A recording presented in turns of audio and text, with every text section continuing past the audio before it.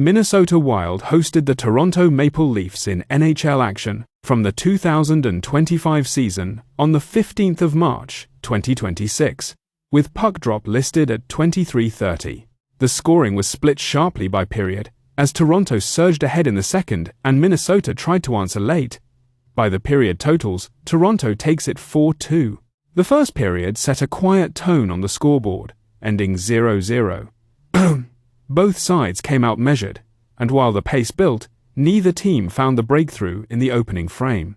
In the second period, the Maple Leafs flipped the game on its head with 3 goals while keeping Minnesota off the board. It was a decisive stretch that turned a tied game into a clear Toronto advantage, and it stood as the biggest swing of the night.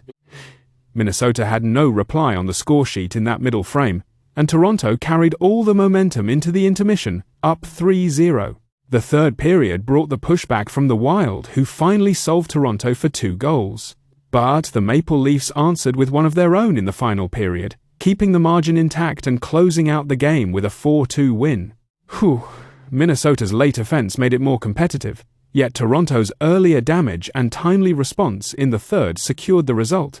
There isn't a full statistical breakdown available here beyond the period-by-period scoring, but that split tells the story.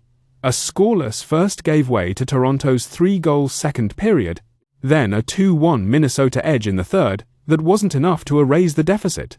The Maple Leafs' ability to stack goals in one frame created separation, and their single third-period goal ensured the Wild couldn't build a full comeback. No individual goal scorers, assists, or goalie figures are provided, so specific top performers can't be named from the available information. What is clear is the team performance trend. Toronto owned the pivotal second period, and Minnesota's rally arrived too late. In the end, this game was decided by that dominant Toronto second period and a steady finish in the third, as the Maple Leafs leave Minnesota with a 4-2 victory.